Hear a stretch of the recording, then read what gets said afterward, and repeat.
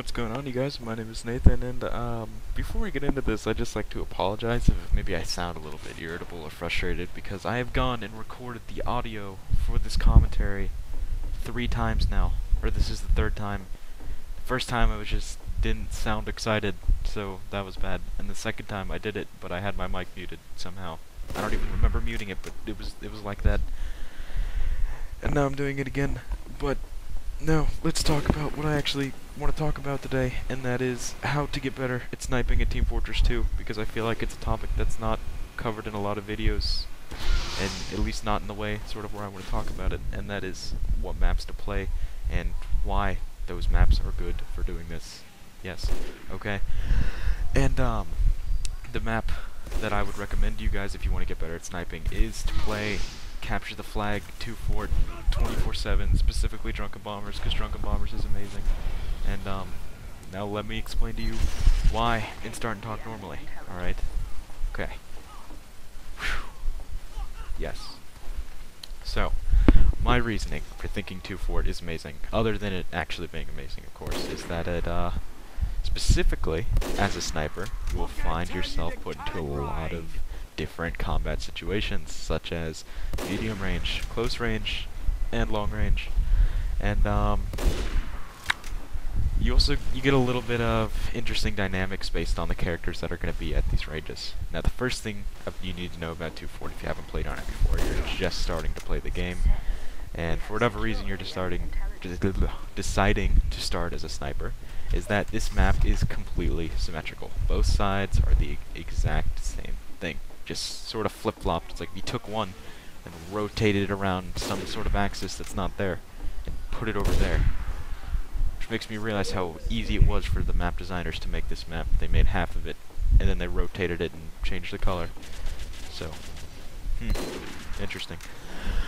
But what you find first on both sides as a sniper is that you will spawn and inevitably go up onto the battlements, or this little top area that both sides have, and you will look across, and there will be other snipers aiming for your face, waiting to do their taunt right after their kill, because that's what they do for whatever reason. And, there's your, I guess not necessarily long-range combat, but what I like to consider long-range combat, because you're facing off against other snipers. And, it makes for a very interesting, practice situation where you have to be careful about how much of your body is showing. You have to be aware, if there's those blue dots on the back wall signifying that they're scoped in on your position, or if you already know they're outside and where they're going to be. You have to learn to react to what you see very, very quick, which is not only helpful for the sniper class, it's very, very helpful for pretty much every class in the game, because I mean, first-person shooter, good reaction time, sort of go hand in hand for becoming a good player. What is this medic doing? Huh, okay. And, now the second, so we talked about that, other snipers get better reaction time, and apparently that one soldier over there. And so that helps you build your reaction time, or lower your reaction time, whichever one's the right one. And, the other thing is you obviously have this bridge in the middle that is slightly covered with the few cheaply broken panels that are sitting on top of it, with the exception of those. And there will be a lot of the other classes running across that bridge, unless you have a good engineer, and he will have mini sentries, and mini sentries stop everything. So that's sort of the only way you're going to get around that type of combat.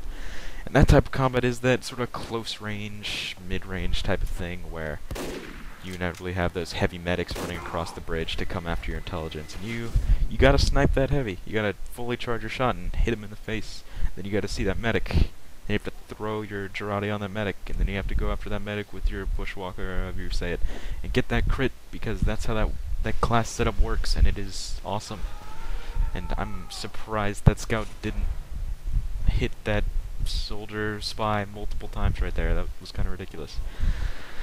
And so being able to have this combination of switching between long range, medium range, and close range combat, sort of whenever the enemy team sees fit and decides to challenge you, is very, very helpful for getting better, because you're not. I know they always say master of, what is it?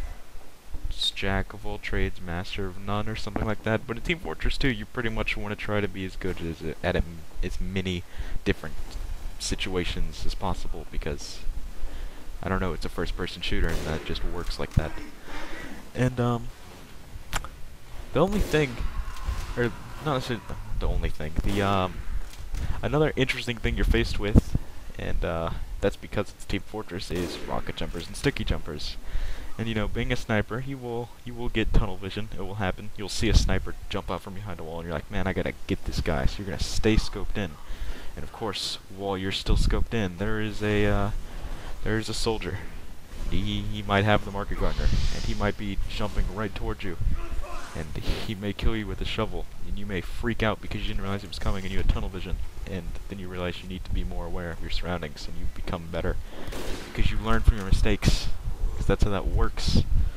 So you have this other dynamic of what might as well be aerial combat, because the skybox is unusually high on this map. And you have demo men, you have soldiers who are flying at you every once in a while, and you gotta take them out, because if you don't, you might die, and that's not the goal. How are you gonna support your team if you die? You're not. That's just a fact of life for Team Fortress or anything. The server I'm playing on right now, even though this isn't technically, what is that heavy doing?